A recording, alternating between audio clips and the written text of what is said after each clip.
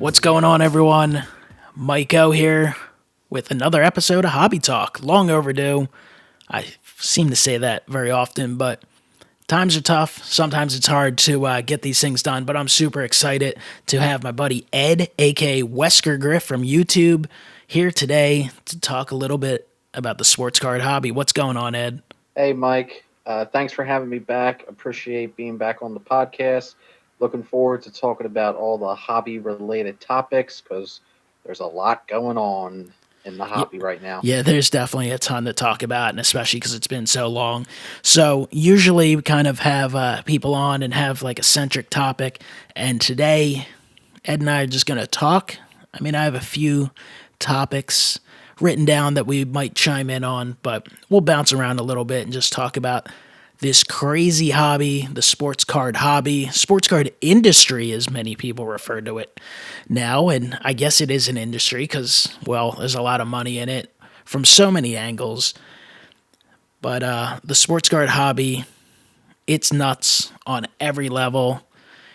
The hobby, as I've stated before, has been growing for years, and it started growing exponentially in 2017.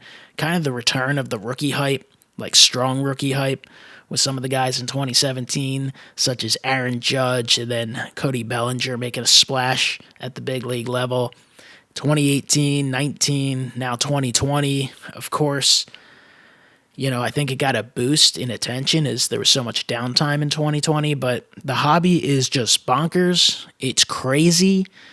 We could probably use a lot of expletives to describe it, but I choose not to do that on this show. We keep it family friendly. Ed, what are your current thoughts on this bonkers hobby? I don't even know where to begin. I mean, Exactly. because every single aspect feels like a war is being raged. Like you have the craziness with Graydon, with the huge, insane backlogs at all three third-party grading companies, PSA, BGS, and SGC. You have the absolute pandemonium going on with retail, and that's probably the worst aspect of the hobby right now. Then you have just some of the insane price spikes that you're seeing on base rookie cards in gem mint examples.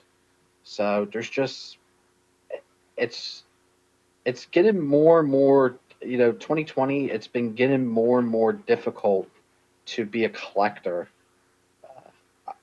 this year. It's just there's so many things going on that normally have not happened in the hobby, but we're trying to make do. Everyone here in the YouTube community and everyone at large, but it's been difficult. But it's just so much to unpack going on right now. Let's start off real quick.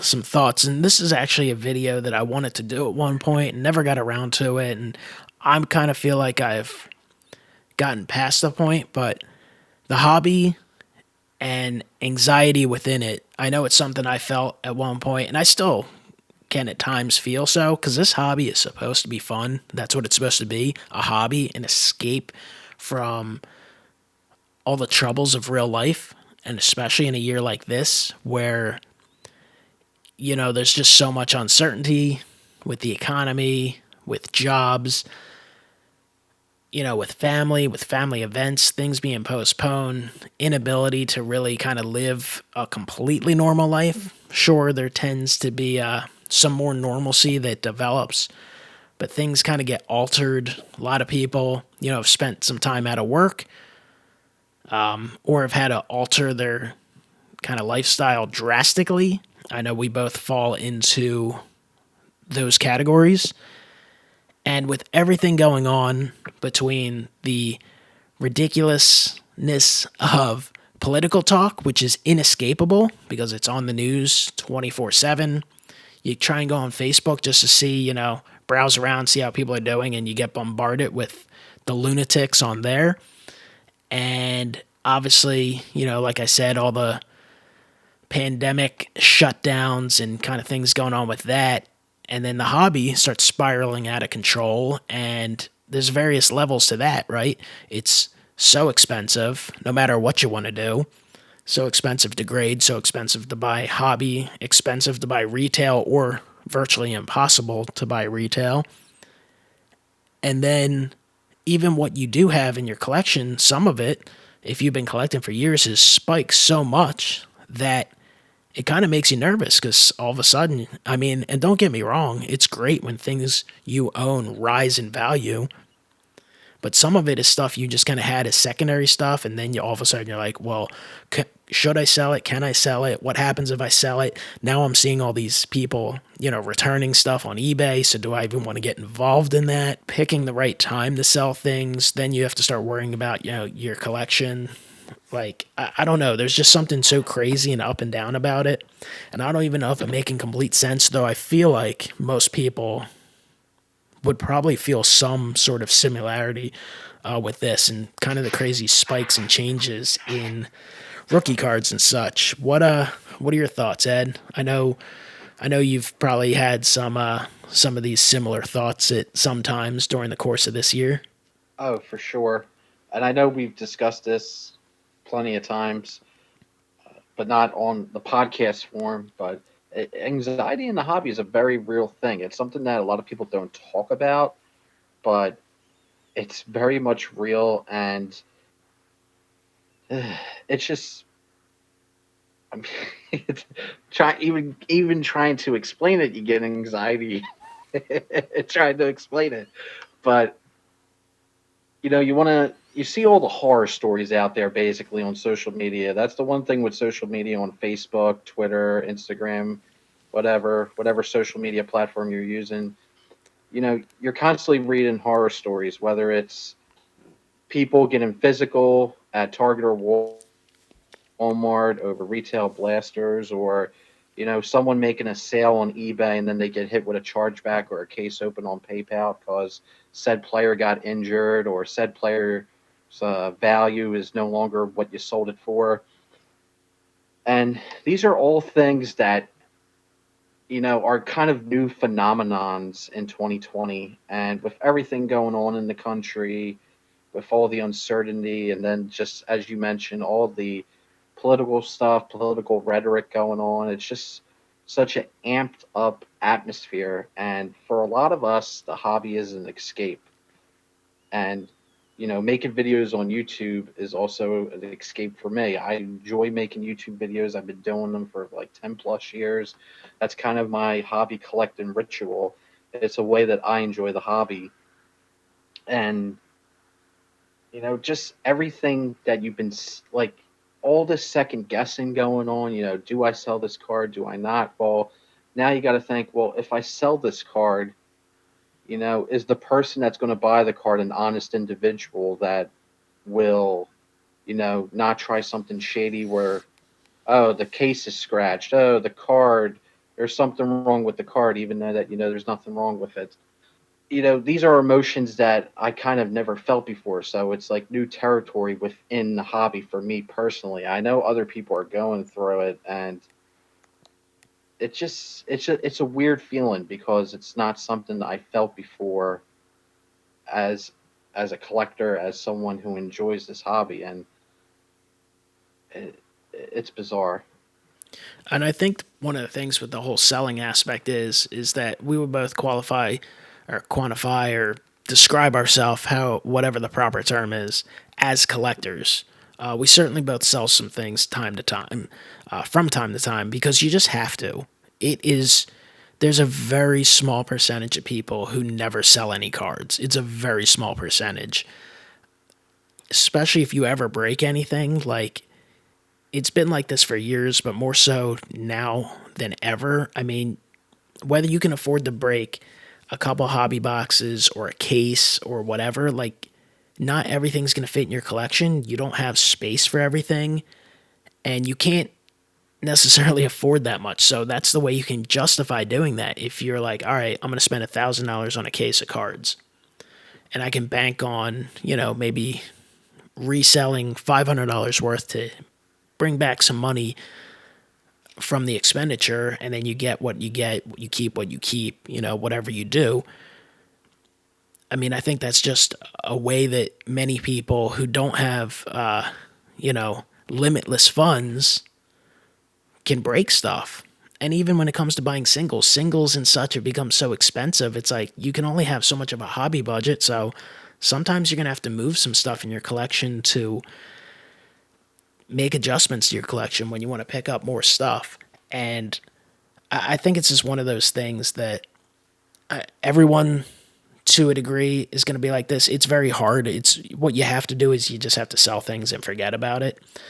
You don't want to be haunted by mistakes, and it's not that you need to or feel the need to get every dime or every dollar out of a card, but it's not a good feeling if you sell a card for $50 and 3 months later you see it going legitimate sales for like 400 or 500. But then again, the same thing is if there's a card you want to purchase and you pay $100, you know, you don't want to purchase it for $100 and then see it for $15 in 3 months. And you don't want to pass on a card that's $100 that's now $800. Like you want to work out a fair deal and have a fair deal. And I think it's that the crazy quick rises and drops and all that stuff that really kind of triggers all those feelings. Generally speaking, if you get a fair price for things, or if you make a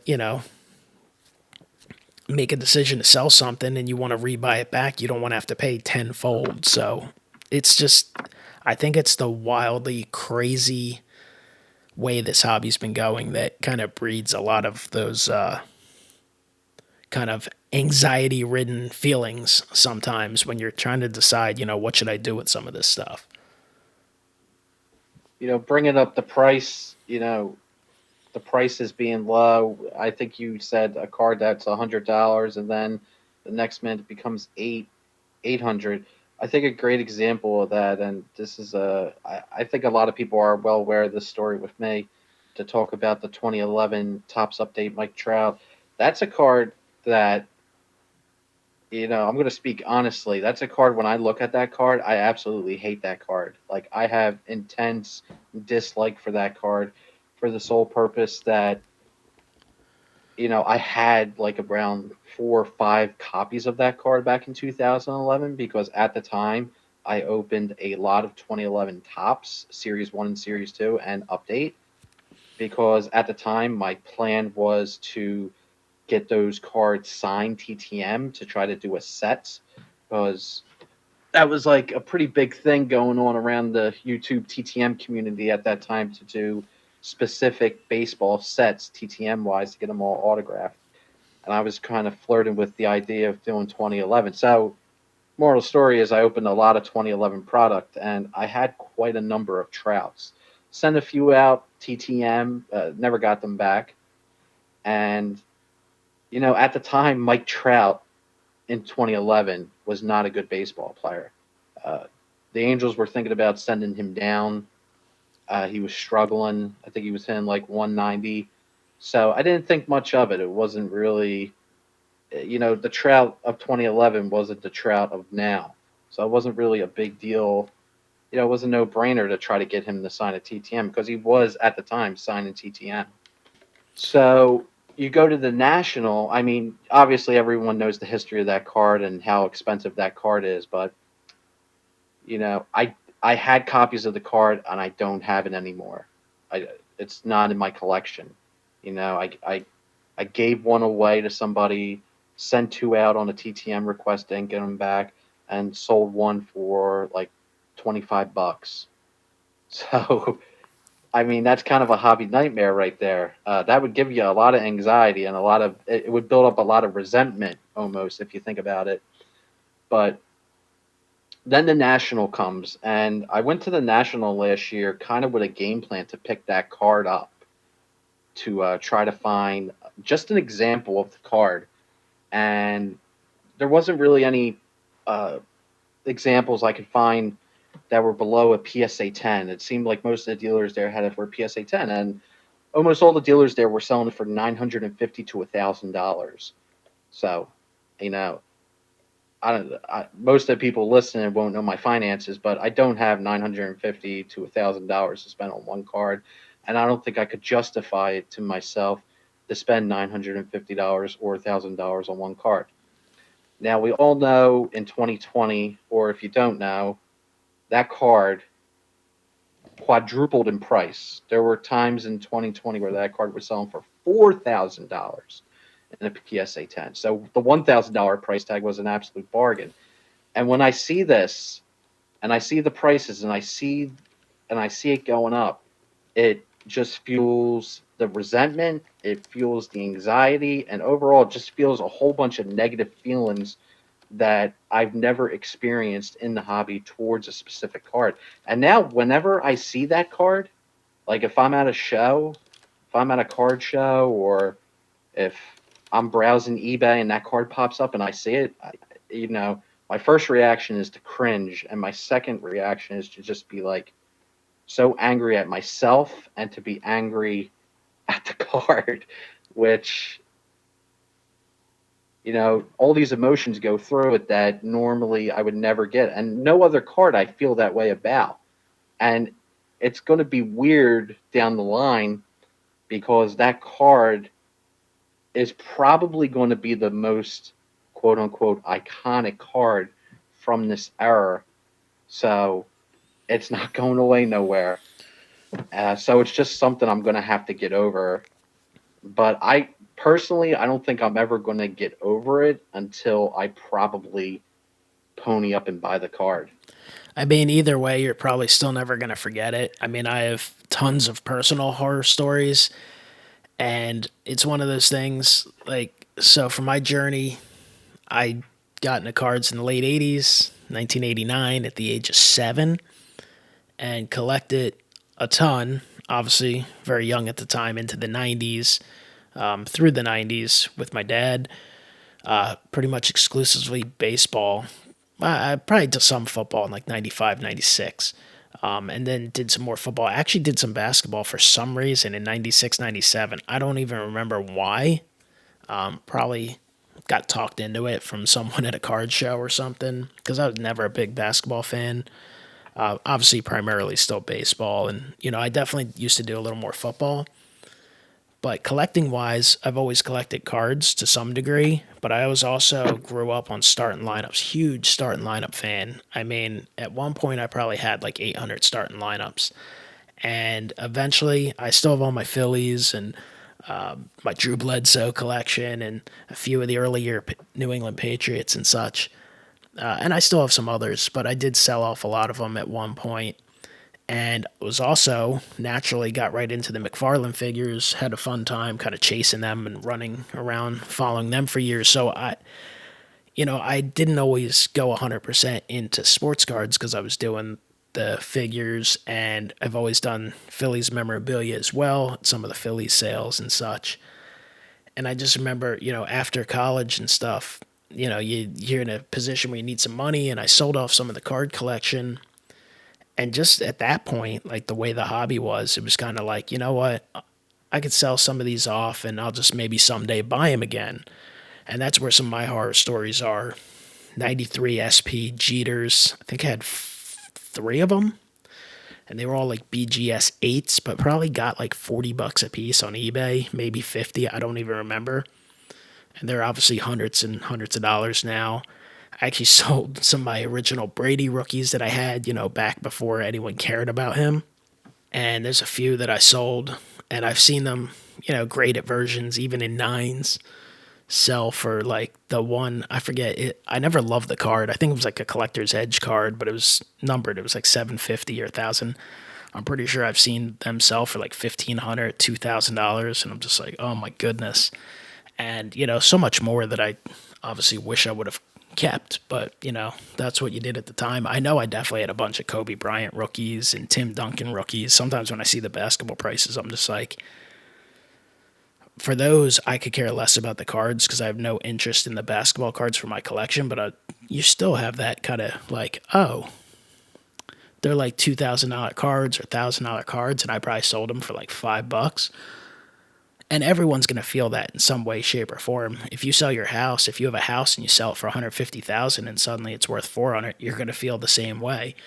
That's just kind of the nature. Be like, oh, well, I messed up, and you can't dwell on it. But that is one of the things. Those missed opportunities, the fear of missing out. That's why that's such a big thing in this hobby, because people have told these stories about things, mistakes they've made, and it's just it kind of bugs you and sticks with you, and you're just like, why the hell did I do that? And just missed opportunities buying things as well. I think I usually say this in regards. Well, this is one of the things I always say about playing fantasy sports, but you always remember your losses more than the wins. So you remember the times you won the championships in football or baseball, but you don't. But you always remember those losses. You remember those times where you had the heartbreak, and that's kind of similar. I guarantee everyone listening to this has a story similar to me or similar to you, where they made a colossal mistake like that, and it probably for a good deal of us it does eat at you, and it kind of changes your behavior in the hobby a little bit. But in your case, like what you should have done was bought a trout when it was 300 or 500 or 1,000. It, And maybe right now you should go buy one that's 2,600. Who knows? Maybe it'll be 5,000, but it could also be down to 1,000. So it's easier said than done because you really don't know where it's going. It's the prices are ridiculous right now because I feel the same way. One of the cards I've always wanted in my collection, like truly want it, not just been like, oh, that's a cool card or oh, I see this person has it. It's making me want to go look it up. The 2000 Metal Universe Tom Brady rookie have always wanted that card, even back when it was probably like a $3 card. And just for whatever reason, never picked it up. Had some years, a couple years there where I would still buy some packs and stuff like that, but really wasn't actively seeking out cards. And, obviously went and started winning Super Bowls and all that stuff, but it was still always a really affordable card. Even as of a couple years ago, I was bidding on a PSA 9. I decided, I was like, I'm going to buy this card finally. I'm watching this couple of them ending. PSA 9 Metal Universe card for like $120. I agree to watch a friend's dog or cat. I forget because they always have new animals. And because of that freaking animal, I was bidding on a card and I got distracted and missed throwing in my last bid. Got outbid, lost it for like $130. Was very willing to put in like 180, whatever. And I remember I was like, damn, how did I miss that deal? Figuring that deal would come along again. And of course, they start rising and you pass on it a few times. And it's hard to go pay 200, within a week of missing a chance to get it for maybe 150, whatever. And then it was 305. And now that card, even in the last, I've been following it and I've had chances to buy it for 500 or 800, and now it's like $1,200 or whatever. I mean, that's the asking prices. Maybe at auction you would get it a little cheaper, and I'm just like, now at this point, I'm kind of like, I really want to add that to the collection, but how do I justify paying 10 times the price that it was a year or two ago? And that's one of the things with these crazy spikes, as great as it is, and we know it's great because we both have cards in our collection that have escalated in price exponentially, but you're still going to have a hard time not focusing on those cards that you really wanted to pick up and you feel as if you've missed out. How do you justify paying those prices? but then also when there's a crazy spike, that's the anxiety will creep in, especially with everything going on with 2020 on. If I sell this card, will the buyer be an honorable individual? And I've had this with Carson Wentz. Carson Wentz's I have a Carson Wentz Prism rookie card. I have a PSA 10 and I have a PSA 9. I had them. I bought the PSA 10 for $100 maybe like 2 years ago, and I've had the PSA 9. It was actually gifted to me by B. More Greg, like back in 2016. So that's staying in the collection forever. But I had the PSA 10, so I look at the price. Remember, remember I paid $100 for it. I looked at the price. At one point this year, that card was going for $950, and I'm like, I really like Carson Wentz, but 9 times what I paid for the card, I can buy something really, really special in the Eagles collection. Maybe I could get a PSA 9 or PSA 10 Reggie White rookie card. Maybe I can turn this Wentz into that. And I really, really, really wanted to sell the PSA 10 Prism of Wentz because I'm happy with the 9. I already have the card in my collection.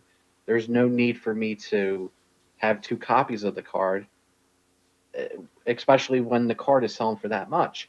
But then it creeps into my mind, well, wait a minute. If I sell the card on eBay and a flipper or one of these sneakerheads or one of these guys buying into the hype, if they buy the card for 950 and then come week 5, you know the Eagles are doing what they're doing now. That card's not 950 anymore. I haven't checked it, but I would imagine that card is probably around like $400 to $500 now. Do you think the person that paid 950 is not going to maybe do something, shady? So this is all stuff going through my mind, and I'm sure it's going through the minds of other collectors who maybe want to sell some things that have a lot of volatility to it, and it's just so it just feeds into that anxiety beast. And what I wind up doing is I didn't sell the card. I don't want to go through that. I don't want to go through that hassle. I don't want to go through that frustration. If I'm going to sell the card now, I'll do it in person at a show where I can see the person face to face and we can hash it out there. But that's if I sell the card, and I don't even think I'm going to do it now because for the price that it's going for now, I'd rather just keep it in the collection. Yeah, might as well just stick it out till it gets hot again. But of course, all these things are easier said than done. It's easier to say, oh, don't worry about it, or get over it, or forget about it. But it's just those things that are gonna stick with you a little bit, and that's what the ridiculous of the hobby can do to you mentally if you dwell on it too much. And obviously, neither of us feel this way 24/7, but you're definitely going to have pockets of time where you feel anxious about the hobby because it can become overwhelming and too much. And you start looking around and you're like, look how much I have. What the hell am I doing? Like, this is crazy. But also, like, you have to be sold. Like, are you really sold that this hobby boom is sustainable long term? I mean, if you really, from a practical sense, think about it and you think about the continued uncertainty of, you know, the economy, like where are things going from here? Is it going to bounce back? Is it going to get better? How long? Will it drop off a lot more? I mean, we really don't have a lot of answers. Obviously, we've seen a little bit of pullback in some of the prices of certain cards lately, but still, most stuff is kind of crazy, and there's ebb and flows with how players produce on the field, and what's kind of hot at the moment right now. Basketball just concluded, so people are paying a lot of attention to LeBron James and even some of the players out there. I mean, some of the rookies have dropped off, but NFL's in full swing, baseball's in its postseason, so there's a lot of competition among the sports with the hobby. But it's like, how much do you believe? Because, some people are just gotten into the hobby this year. They might be under the illusion that this is the way it's always been and the way it always will be. And we've seen that. I've seen the market drop off substantially in some ways, and we've seen it rise again. And we've seen it rise incrementally for years, but we saw it explode this year. And the explosion's where the danger comes, because it just gets to a point where it's like, when are people going to run out of money? When are enough people going to get fed up that they drop off? And that's one of the things that makes you think, like, oh, should I move some of this or should I keep everything? Like, I'm of the mindset where it's like, things I have duplicates of, I should probably move them because I, like you, don't really need the duplicates. In a way, sometimes if it's a favorite player of yours, it can be kind of fun to pick some stuff up and hoard a few of the same card.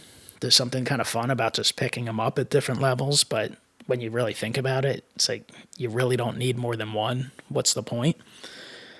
And just making those decisions and taking action on it can take a lot because it's just crazy. I mean, I think we all adjust throughout our collecting lives, and we change, and you kind of get into it, and you're into the modern stuff. Me personally, I've gotten more and more interested in pre-war, which is generally speaking actually fairly rare, or at least has a limited number.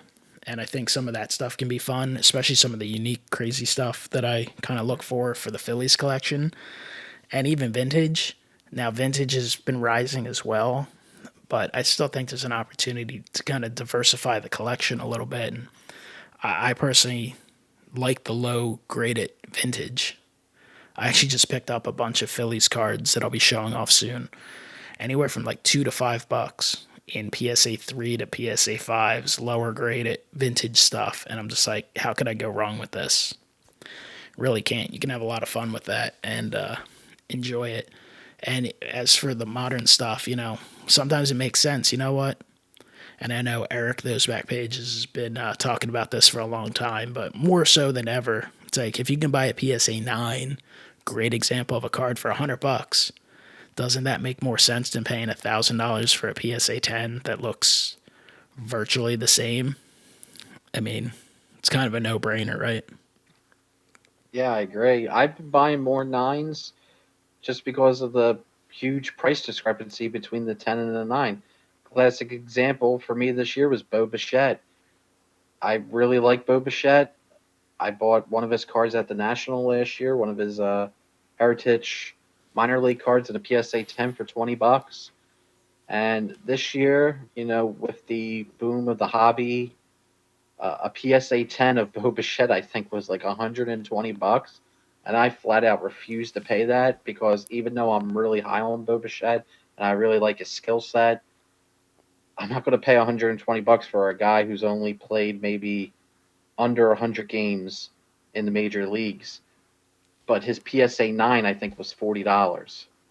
So it's like, that's a no brainer to me. I'll buy the 9 because the difference between a PSA 9 and a PSA 10, I mean, let's get real. You look at the card side by side, if the grade's covered up, you're not going to be able to tell most of the time which one's the 9 and which one's the 10. The differences are very, very minuscule in most cases. You can do that with vintage a lot too, because I've been looking at stuff, and sometimes it's very easy to get caught up in the grade. And everyone says, including myself, buy the card, not the grade. But sometimes you really have to force yourself to do so, because there's times I look at cards and I'm like, you can buy a card with a simple surface wrinkle that you honestly don't see unless you're staring at it, and like you get that in like a 2 or a 3.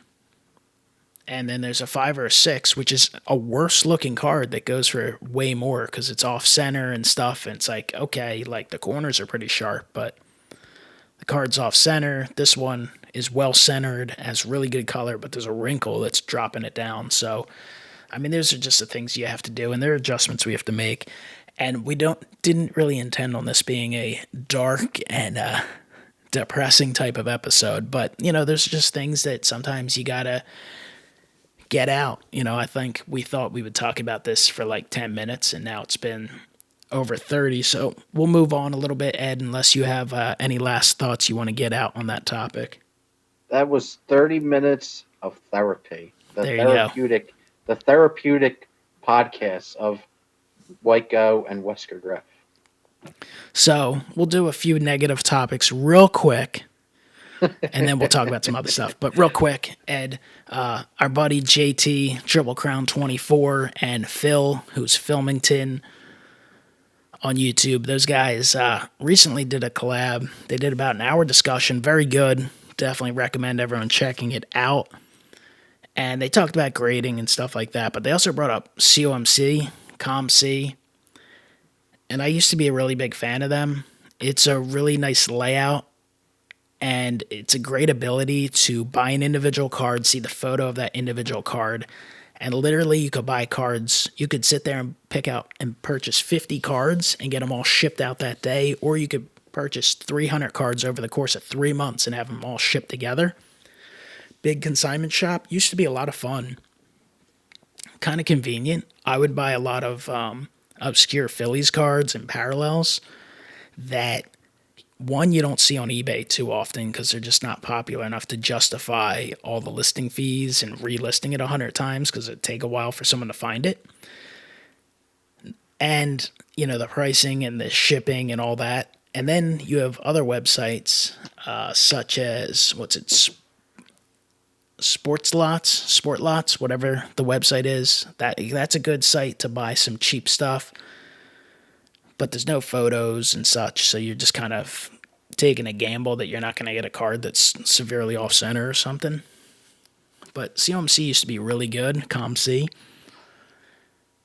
and I used to always have fun with it. A couple times a year, get an order in, show it off, and you'd have a nice mix of stuff and fun stuff to add to the collection. Never really bought much high end stuff. It was more of like, as JT described it, like the world's biggest dollar store or dollar box. That place, I don't know what your feelings are, Ed, because we didn't really discuss it, but I am so disgusted with them. I mean, they've been using the pandemic excuse for months. I mean, that is no longer a legitimate excuse for them. Hire some more people and send your stuff out. I have an order that I requested shipment in July, early July, that still hasn't shipped. I think it was scheduled to finally ship 2 days ago and still hasn't shipped. Like 3 months, it's totally unacceptable. They don't answer you. They've been getting blasted on Twitter by some high profile people in the hobby. I know they're ripping off their sellers, charging them storage fees, and no one's buying because who wants to buy stuff from a store that's not going to send your common cards for 3 months? They're a disgrace, and honestly, I'm literally, it sounds mean, it sounds bad, but I'm actually actively rooting against them. I would like to see them send everything back to the sellers and close shop because they are a disgrace. I've never seen a company screw up so much and fall from the graces so quickly in every aspect. It's embarrassing, and I used to sell stuff with them years ago. I mean, I haven't sent them anything to sell for a long time, but I always enjoyed buying stuff. And I'm so, like, they literally want to double the shipping charge for it to get to you 2 days earlier. And then if you do want to get it in 3 weeks or 4, it's not like overnight. They want to charge you like 40, 30, $40 for it. Like, what a disgrace. Yet they're selling stuff on eBay nonstop and they're shipping that stuff right away because they have to. So I just had to get a little rant out there on COMC, give you a chance to think about it or talk about it if there was something you wanted to get on. But I actually just cleared out the money I had in that account because they rip you off once you have money in the account. They charge you something ridiculous, I believe. I think that's still in effect to take the cash back. Otherwise, you have to go buy a gift certificate to something. So I used it, bought some stuff I want for the collection that I should get by late January or February if I'm lucky. So basically, next spring training, which is embarrassing, totally unacceptable, and not that they care because they don't bother. I don't even know if they have anyone working for them in customer service anymore, but very, very bad. MikeO unleashed. I mean, I sometimes it hon- just has to be said. I honestly, I'm I'm not really familiar with the situation with COMC. I did get an order off them. I would say maybe like a month ago, and it was for some Anthony Santander cards. It was a very small order. It was only about like 8 cards, and I did the express shipping, I think, which was $4 more than the economy, and I did get it shipped in a pretty decent window. I think they shipped it out like a week after I requested it, so I didn't have any issues doing the rush service. But I imagine it's way more of a premium if you have a lot of cards. But other than that, I haven't really had any interactions with ComC, so I really can't comment too much on what's going on. But I saw Pat Neshek went after them on Twitter, and I have been seeing screenshots and different photos on Facebook and Twitter of people just getting like insanely long wait times on shipping request, like almost like 4 to 5 months. Yeah, So that is it's so that bad. doesn't seem feasible for that does not seem feasible for a small business like ComSay. I mean, I think they're putting any resources they have at shipping the eBay stuff, and now if we get one order out a week, so be it. But we'll move on. Little disappointment with tops. I was able to get a box. Well, I know you failed to get a box of Topps Chrome Sapphire, even though you won the raffle. And let me just start off by saying I like Topps. I've always defended Topps. I've seen people complain about Topps for years. I love their designs. I love the effort they put into getting the majority of autographs on card. I like the fact that they take the nostalgic approach with many products because to me, that's one of the special things about baseball cards. And then they do have all the chrome and fineness, so they have a nice mix of products. And I've been a customer of Topps for 30 years, and I always look forward to the flagship year after year, and I look forward to some of the higher end products as well. But this Chrome Sapphire situation, disgrace, handled very poorly. I know you won the raffle to purchase one box of Topps Chrome Sapphire. You were shut out and unable to purchase one, even though you won a spot to buy one. Had the same situation with my dad. He also won a spot. And I know you were hours later. My dad was like an hour later, unable to purchase one. Literally tried until the 24-hour deadline popped up and just shut out, unable to buy one because I guess once again people were able to backdoor bots, whatever, however these people do this stuff, were able to take advantage and get a number of them. So Topps didn't have enough saved there. I was able to get 2 boxes because I had a 582 Montgomery Club subscription, which I'm sure will be impossible to buy this year because everyone's going to want it now with the way things have gone. I would hope Topps would give everyone a chance to renew or not renew. And if they do expand it, only expand it by a very small margin. But I don't know how they would even do that sale. Anyway, Sapphire Com. Box is crushed. Now, Topps didn't crush the box. At least I don't think they did. I'm pretty certain it was crushed by FedEx.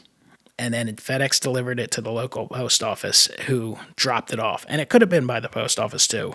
It's possible, but more than likely it seems like something that would have been done along the way, not, in the 5 miles or whatever it was from the post office.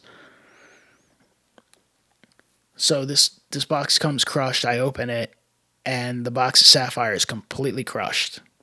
Now, the point is, I purchased them in my plans to open them. But I paid $300 for that box. It was like $50 last year. Paid $300 this year. They raised the price a ton. And hey, why not? They see the market value for Sapphire. But if I purchase that, if I wanted to sell it for, say, $500, I don't even know what they're going for now. The price might have come down because I've heard a lot of people complaining about what they've gotten out of Sapphire. I haven't really checked it out recently. But I'm unable to sell that box of cards if I choose to one of the big companies because they won't accept damaged product at all. And pretty difficult to sell on the secondary market otherwise. So I have no chance to get my money back. And if I open it, in all likelihood, based on how it's crushed, and those boxes usually have enough space for cards to move if you were to drop the box, so they usually aren't damaged. I haven't opened yet. I'd be shocked if the cards aren't damaged. I've been waiting at this point because I was waiting for a response back from Topps. But their customer service, total disgrace. Had a bad interaction with them. I've been posting stuff on Twitter every day to them. Of course, you never hear back. FedEx got back to me, said they were sorry about the situation. They told me, contact Topps and have them make a claim. And I told them, well, I did, and they're not interested in filing a claim. I'm like, I spent $300 on this product. If you guys aren't shipping it insured or whatever, I don't know what comes with the FedEx. Obviously they have a big corporate account, so I'm sure there's some kind of protection. Topps won't take the time to do that when the product was delivered damaged, so that upsets me. The representative on the phone was rude and kind of totally unempathetic and empathetic. They just didn't care, and that was just a very bad experience. And I'm not gonna, even though I'm a Topps fan, at times a Topps fanboy, I'm not gonna just sit there and just take it. I'm gonna be vocal and complain about it because I'm not happy. I'm disappointed that the product arrived damaged, and the thing with an unopened product, you don't know what's inside. There could be absolutely nothing there. Could be a bunch of common cards, or there could be a super fractor or something great. I don't know yet, but it arrived damaged, and that's not what I paid for, and it's very disappointing that Topps just literally shrugs her shoulders and couldn't care less when you've spent God knows how much money over the course of 30 years and over the last few years, specifically directly through them, not just through distributors or retail stores. So this has turned into quite the rant podcast, but even Upper Deck, they saw this stuff going on Twitter, and they contacted me, and I actually just got a box in the mail from them with some goodies, so I will show that off in an upcoming video. But props to Upper Deck for stepping up. Definitely unnecessary, but I appreciate it. And Topps, I was waiting for some sort of answer, but I take it I won't get one, so I will definitely break that damaged box of Sapphire sometime soon. The only thing I got from the representative is, well, do you know how to find the damage claim form on the website? And I was like, yeah, I do know how. And my question for you is, do you know if they even have replacements for these cards? He said, oh, I have no idea. I said, is there someone you can contact? No. Is there a manager I can speak to? No, there's not. And even if there were, they'd tell you the same thing. I'm like, dude, what? I basically eventually lost it on him, and to me it was justified because I spent an hour and a half on hold to, get a bunch of bogus answers. Any comment, Ed? Like a horror story. I was going to say the one time I won the raffle. The one time I won the raffle. But now maybe, hey, who knows? Maybe it was a good thing I didn't purchase the box. That's horrible. What happened with you? It's just frustrating. Again, maybe I got lucky and the cards aren't damaged, but it sure as hell looks like they probably are. It's just like the treatment. It's like, I'm like, I can't believe you're taking me so for granted. And unfortunately, and I guess fortunately for them, there's really not much of another choice. I mean, Panini's been stepping up the baseball products lately, but it's still not the same. And again, I like Topps. I would never want Topps to go away, but I think maybe we need some competition. I think competition would be very helpful and healthy for this hobby. So to put a little pressure on all the different companies to, make sure they sell what they need to sell. So again, didn't really anticipate all this negativity. We're talking about anxiety and ComC and Topps, but I guess some of these experiences are the things that kind of pent you up and get you kind of frustrated. And I don't know. Not everything Mike. In the hobby is always, not always perfect. And this year's an example of that. And just think, we didn't even talk about retail. I know. I almost want to put that off because then next thing you know, people are going to be like, that's it. I can't take this complaining nonsense. But I do feel like most people understand because this is an exaggeration. This is reality of what is going on. It's crazy. Let's before we get into retail, let's talk briefly about grading. Obviously, and we're not going to spend too much time, but virtually nothing's changed in the grading world. There is just continues to be more and more demand for it. The more and more people getting involved in the hobby. It's no longer just a bunch of people who are kind of, you had the old school collectors that were totally anti-grading, saw, is just unnecessary. Now you have more and more people who, because of the price rises, have bought into it. So now they're grading. People who never used to grade in the past. And people coming in feel as if it's a necessity because, one, all the high-end cards, you kind of want to know what you're selling and the buyers want to know what they're buying. And at least by having that assigned grade, they have a number to place on the market value, and people who are just getting in might not have the experience of what a card should look like at a certain grade. But PSA completely overwhelmed. They're now jacking up the prices on ultra modern cards, which is the bulk of the problem, because people are literally ripping things. And you can't blame people. If you can take a $2 card and turn it into a $30 card, or a $5 card and turn it into a $50 card, why wouldn't you? But PSA still behind. They're taking 9 to 10 weeks to log an order, and then who knows if they're going to actually reach the date. I give them a lot of credit. I will say a positive thing about PSA. I bought a Scott Rowland, mislabeled Scott Rowland rookie refractor from Bowman's Best months ago at this point, right? It was mislabeled, took my time, eventually sent it back. They did take a while to get it back to me, and I was disappointed. There was something in the holder on the front and the back, and that's like the worst because it's so distracting. Totally took away from the card. So disappointed in that. Sent it back. They just finally, they got it, I don't know, maybe a week ago. They logged it like a day or two ago, and they left me a message today and sent me an email, and that card's done, and it's on the way back, so I should have it in a day or two. Now, I'm crossing my fingers and hoping it comes back fine. The woman on the phone left a message, said, it looks great, we got the debris out, it didn't affect the grade or anything like that. So they're quick on that, but I also have some 40-day orders sitting there from early July, and I have an order that I sent in close to 10 weeks ago that still hasn't been logged.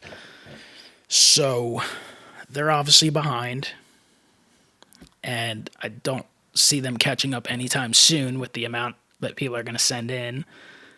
SGC has obviously been well behind. Love SGC. I think the holders look great. I totally respect the grading. I don't think they get enough love in the hobby. And I think part of that, again, is these influencers who are just pushing the idea of investing and flipping, and take the most money you can as quickly as possible. And they want the PSA because the PSA are higher. So that divide exists. I mean, I think if you're a smarter collector and more interested in the cards than the cases, you'd be seeking out SGCs, but maybe that's just me. BGS is, way behind. They're kind of perpetually behind as well. I can't say that I know a lot about what's going on there because I really don't pay much attention, but I'm pretty sure they have some sort of bulk services I'm that are pretty like sure a they year raised turnaround. prices too. What's that? I'm pretty sure they raised their prices too with PSA. BGS. I think they raised some of their prices. Probably. They have some orders that take a long time. So that's kind of the way things are going in grading. It's just prices for PSA 10s are crazy. I'd expect 9s to continue to rise, even on ultra modern stuff, because when you think about it, I mean, if a card's a $2 card and you got to spend $15 to get it, grade it, and wait months on end, if you can get that 9 and you just really want it slabbed, if you can get that for $15 or $20, might be the way to go. So the grading market's crazy right now, and it's obviously very expensive, and that's another thing when it comes to feeling like you have to sell some stuff, because, if you enjoy getting cards, grade it. If you enjoy the hobby of getting them encapsulated and kind of adding that eye appeal to your collection, that gets very expensive very quickly. Yes, with the rise in prices and getting cards graded, I mean, I'm finding myself having to slim down some of my submissions because normally I send around 8 to maybe 15 cards, somewhere in between there. But now I would say the last couple of submissions that I've sent out for grading, I've gone lower than that just because of the rise in prices that keep going up with PSA and the other third party grading companies. But one of the things I have noticed, and hopefully, well, I'll say it anyway. I wasn't planning on probably saying this, but I have noticed across the board, I think PSA 9s, I think they're ultimately going to see an increase in price in the secondary market because I watch a ton of bulk submissions submission reveal videos on YouTube, and uh, from the people who post them in the community, and I've noticed the gem rates are down across the board. Like a lot of people's gem rates, we're probably around like 70 to 80%. I would say the gem rates now are maybe around 50 for most who send big bulk submissions. So you're seeing a lot more uptick in mint cards and PSA 9s. And with the prices increasing on getting these cards graded, I think you're going to see the PSA 9s probably go up a little bit. And you're going to see PSA 10s probably climb because to try to get a PSA 10 now is more difficult. And, I don't have statistics to back that up, what I'm saying, but it's just something that I've been noticing watching. And I know YouTube is a very, very, very, very small part of the overall hobby and people who send in submissions to PSA. But from what I have seen consistently across the board in submission reveal videos, those nines are up and the tens are down. Yeah, there's no doubt they've tightened up. And whether it's they've trained new graders to be a little more strict, or if it's for other reasons, or if they've decided, or if it comes with experience, but there's no doubt in my mind they've become a little tighter. Absolutely no doubt in my mind, just from my own experience and like you seeing other people. There are more modern cards coming back as 7s and 8s than ever before, and there's definitely more 9s. The 9 to 10 ratio is up. I mean, again, I don't have the numbers, I just have my eyes and what I've seen. And I mean, you can make the case it should have been like that for a while, because I think there was definitely a time they were a little more lenient and you could find the smallest of little things and it wouldn't be that big of a deal, because a 9 and 10 can be so close. It could be the smallest of little surface marks that no one is ever going to notice that could drop it to a 9. But I mean, obviously that's going to lead to a lot of frustration and disappointment if people are spending a lot of money and waiting a long time and they're expecting one thing and they're getting back something else. And if you expected the 9s, that'd be one thing. But when things tend to start changing a little bit, there's going to be, some frustration that comes with that. But I don't think there's a whole lot you can do about that. I think there's always evolutions in grading. I actually feel like SGC has tightened up a little bit on the modern, but that could be just from an order or two I've seen, or it could be, something that is happening, and that might just be more experience, because they probably had a lot of graders there that were a little more used to grading the vintage stuff and such. And when you're looking at vintage cards and then you look at a modern card, your first thought is, man, this card's perfect, it's spotless, what could be wrong with it? But if you look closer, but that might all just be guesses on my part. But the grading game is definitely red hot, and it's overwhelming and costly, and there's so many things we could talk about. I wanted to touch on modern and vintage a little bit, but I think, Ed, we've been going close to an hour now. Got to make mention of retail. It's impossible not to. The state of retail has been a topic in the YouTube community for a long time. You see it on Facebook groups and Twitter, but it's real. I know you see people who want to be positive about it and speak in a positive light, but if you're actually living it, it's very difficult to do. I'll say I have no problem with people hustling and, going out making that effort. Like if you're someone who never gets up and goes, or you put no effort into it and you don't find anything, I mean, that's kind of on you to a degree, right? And you can make the case because it's that hot. Like we know stuff's just not going to last. But what's going on now is just so ridiculous, and I definitely fear that the end game is that, some more stores or companies in general just say the hell with it, because obviously they make some money off of selling these cards, right? But they do it through a vendor, and retail stores don't make a crazy amount off of vendor products. Pepsi, Coca-Cola, Lay's potato chips. They're more necessities that they have to carry to get people in the store. Because people come to the store, they want their Coca-Cola, they want their potato chips, they want the name brand potato chips, and they're coming to the store to get them, and then they're buying all the other stuff that the store sells. So I don't know, like, the finances of, I don't even know if they get a percentage of sales or if they just get if Target and Walmart gets a like rental fee from the vending companies. I'm not really up in knowing how that works, but I do know that retail stores don't particularly want prime space to be sitting there empty, and they certainly don't want their employees being harassed, and they don't want upset customers. And that's just what's going on. And that is the situation. That is the reality of the situation. Everyone in this hobby is certainly entitled to do what they want to do. And again, if people want to hustle around and buy up cards and flip them, so be it. You want to open them and grade them, so be it. Really don't particularly have a problem with that.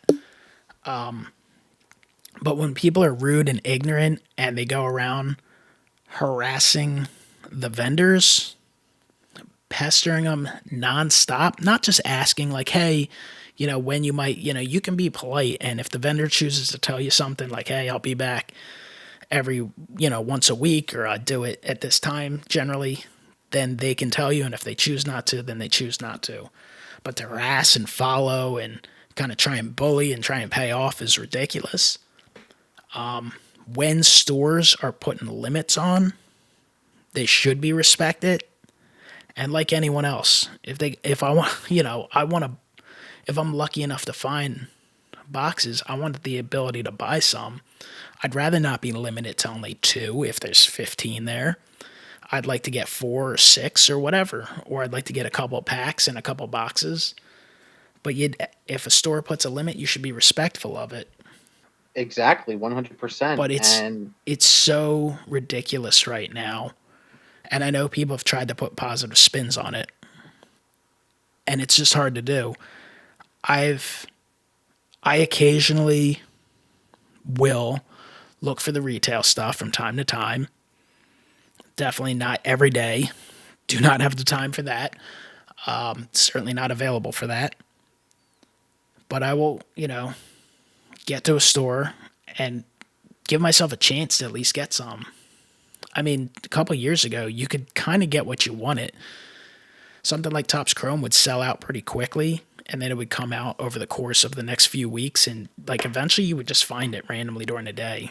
Like, it's a waste of time to go during the day at this point, unless you know that that's when they stock it at a certain point.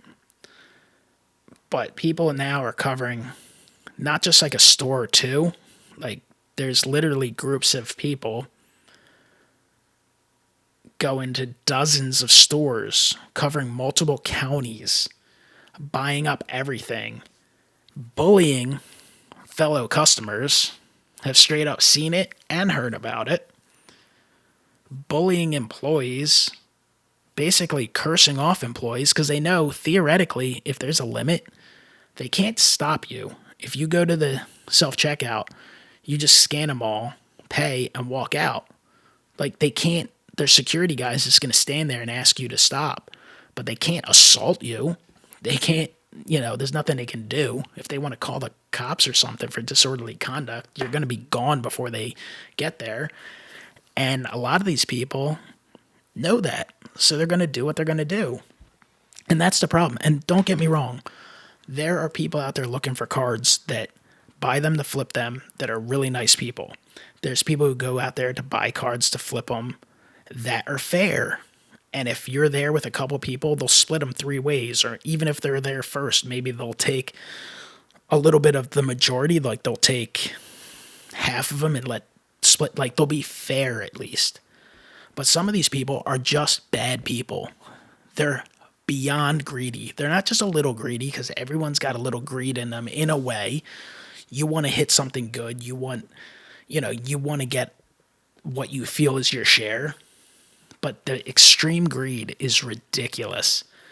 And in a way, it's hard to blame them because you can just look at the numbers and you can calculate in your mind quickly how much profit can be made. And if you hit the 3 stores and you do it 5 days a week, you can make an awful lot of money. And that's just the way it is right now. Will it last forever? I doubt it. But when you're basically telling other guests who are walking up, other customers, to get lost, or you're harassing older individuals or bullying out people who are younger and smaller, then the bottom line is you're a jerk off, like you just are. You're a greedy loser, and you're bad for the hobby. You are. I know some people like to say, oh, there's nothing, and like, I don't think there's anything wrong with flipping, but a percentage of the people involved in that are just bad people. They just are, and I've seen it more than enough. And of course, there's people who are collectors that, are not good, and so it's not just a flipper type of thing, and everyone's out for their own interest, and like, I understand that. But I've just seen some horror stories, and I really don't want to get into particulars because just give us one. It's just not, it's just not, it's not going to do anything good. Not that, anyone's going to connect this, but I mean, when I see people basically telling a 70-year-old woman employee at a store who's trying to politely enforce a limit to F off and to get the F away from me and other things, like that's just wrong, and it's sickening. And animals. I've seen a whole lot of it. So the problem is, if you take away retail from Targets and Walmarts, you're doing no favors to the hobby. Empty shelves being there is also no favors to the hobby. And this type of mentality of all money is the thing that will eventually be the bubble burster that could be the downfall of the hobby. I've said before, the hobby in some way, shape, or form has been around for over 100 years, and it will be here for a long time, but that doesn't mean it can't fall off substantially. And maybe that'll be good for some people who just want to collect and don't care about values. But for those who put a lot of money into their collections, it won't be good. But the state of retail is a disaster right now. It's an out-and-out disaster. There's not a doubt in my mind that Target's website has been compromised by, I assume, bots. In the past, I've always been able to buy something from Target.com. Maybe not every product, but certain products. Easily able to jump on there and purchase some stuff. Even if you put in they have a thing to get an alert. This year, I've not been able to buy one item on Target's website. I've gotten alerts at ridiculous times, like 3 a.m., that something like Topps Chrome was back in stock. Clicked on it because I'm up. Clicked on it within seconds, out of stock. So that tells me that, they're being bought up by bots. So it's a sorry situation. Anyway, what I was getting to is, a coup, man. You need products on the shelves, those basic products, to get some kids. And it doesn't even have to be kids. Like when I say kids, it doesn't even have to be a 6-year-old or an 8-year-old. It could be a 13-year-old, a 15-year-old, even a 25 or 30-year-old. You need people to be able to pass by and casually buy cards to help grow the hobby long term. People who are buying them now, that are buying up all the blasters for 20 just to sell them for 50, they don't care about the hobby. Again, I understand there's different types of people looking for cards. Like, I'm looking for them because I want to break them. I'm interested in a product like Mosaic, and I'm not going to pay $600, $700, $800 for a hobby box. That's ridiculous. If I get some retail, I'm going to open some. I'm going to keep some for the collection. Might grade a few. Going to definitely sell a few too. I'm not going to keep every single card because I'm not particularly a set builder.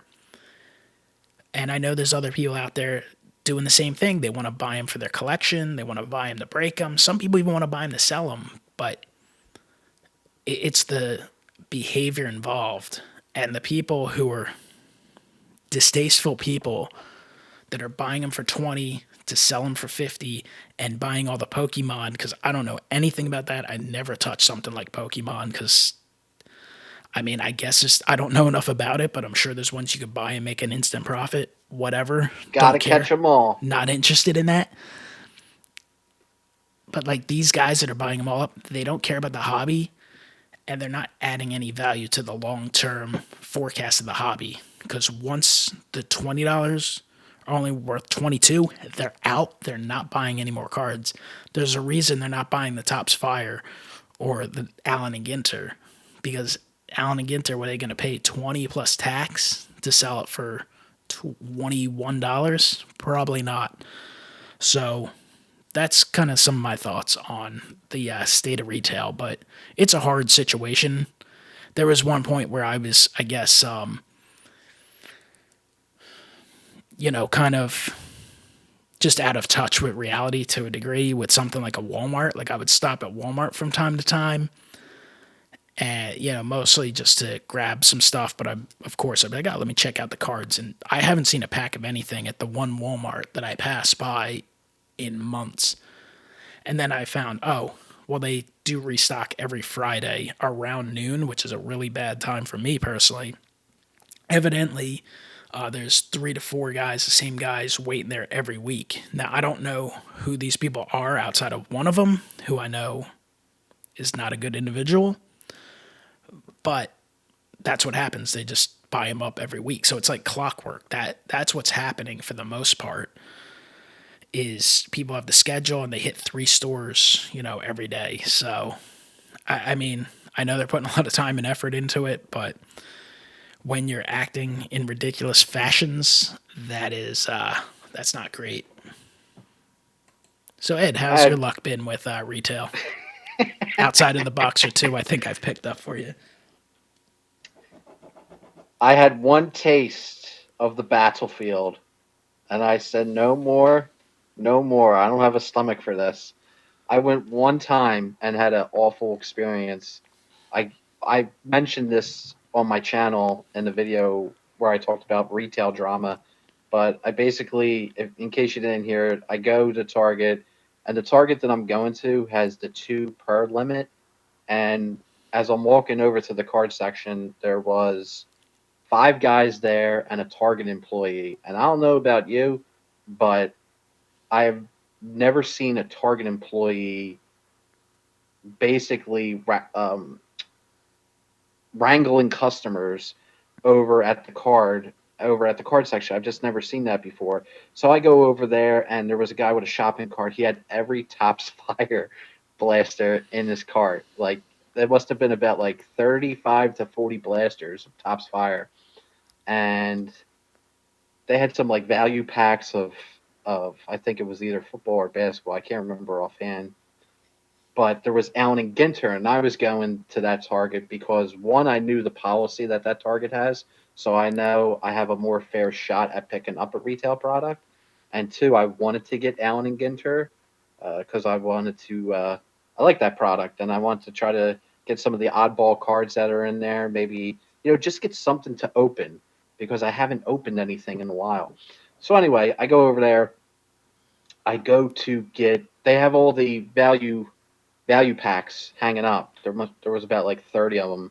So I go to take 2 of the value packs, and one of the guys that was over there arguing, and I mean like intensely arguing with the Target employee. They're all facing the Target employee, intensely arguing. They don't see me come up from behind to take the 2 packs. The guy turns around. He's like, "Whoa, whoa, whoa! Those are all mine. I was here first." And I was like, I was totally startled. I was like, wait, what? So I was like, man, it's first come, first serve. And before I could say anything else, the Target employee said, she directs at the guy saying, we've been over this before. It's limit 2 per person. She's like, you can only buy 2. And then they start his attention diverts back to the employee, and they start screaming and hollering, and you know curse words are being exchanged. You're hearing some really really nasty stuff. And what did I do? I took my 2 packs and I got the hell out of there. I went right to the self checkout, got my 2 packs. I looked over from the self checkout, see that they're still going at it, and I just got out of there. Got the hell out of there. And after that, I said, you know what? I'm not doing this again. I am not putting myself in a situation where I have to be around grown men arguing with people just trying to do their job, just trying to enforce a very fair policy. And all the other targets around me in my area do not have this policy. And if you go there, there's nothing there. So it's barren. There's not a damn thing on the shelf. So it's not worth it to me. I don't want to go through that. I love opening retail. I've been opening retail for years. I love opening Topps Chrome. Love opening Update. Any baseball. I usually do a little bit of Prism, football, or basketball. Guess what? Those days are long friggin' gone because there's been a absolute retail charlatan coup that has happened in the state of retail, and it's it's basic civility. It, I know, Mike, you've experienced things. You touched up a little bit on it, but just the overall nastiness that some of these people spew is just it's something I don't want to be a part of, and it's just something that I don't want that in my life. I don't want to deal with that. So after that experience, I'm not looking for retail. And there are, like you said, there are some very, very good people out there that are very civil and, that do good. But I guess in our area, we got some downright animals who, if they don't get their way, they're going to pull fisticuffs out or physically or bully or verbally intimidate to get their way. Yeah, It's just, it's a sad state of the way things are. It's not make believe. I mean, this is going on from sea to shining sea. Unfortunately, I mean, you hear the horror stories everywhere, and everywhere's cleared out, and it's very difficult to find, and it's just disappointing. I know in my most recent experience, I knew the vendor was going to the next store, which is very close. I mean, sometimes people are traveling a distance, like literally maybe 10 minutes away. And I just said to myself, I was like, you know what? There's no doubt they're going to have more there, but I just don't want to be a part of this. I don't want to be around it. And I just said the hell with it. And I'm definitely, like you, pretty turned off the retail. I can't say I'm not going to attempt to get anything else. There's a few products I'd like to pick up. I mean, Topps Update coming in a few weeks, and I'm going to be unlikely to buy Hobby. I mean, of course, if the price comes down, maybe. I don't really have great expectations for Update this year. Chrome Update has been something I've really enjoyed for the last few years, 2017, 18, 19, 20. Well, not 20 yet, but in its current format. I mean, I don't know that I'm going to find it worth dealing with this stuff. For I that, want to definitely open some Update. I mean, I I open do, but Update I don't know if every I single want to year. go deal. I don't want to be around such people. Just being around them can bring on those feelings of anxiety, or to be even associated, to be looked at as if you're have the same values. It's a rough situation.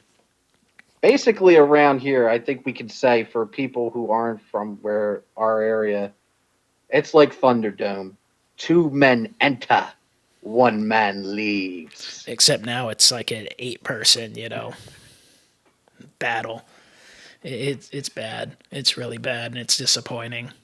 I would love to get some Prism football just to open a couple, but I don't see that happening. So who knows? The state of retail is really bad. Anyone who tells you otherwise is trying to sugarcoat it. And obviously, I don't blame people for buying what they can buy, but if you're there in a group or you're there with someone else, you should probably be civil about it, and you should adhere to what the store requests and such, because you're going to do nothing but, ruin it for everyone else and eventually yourself. So that's the state of retail.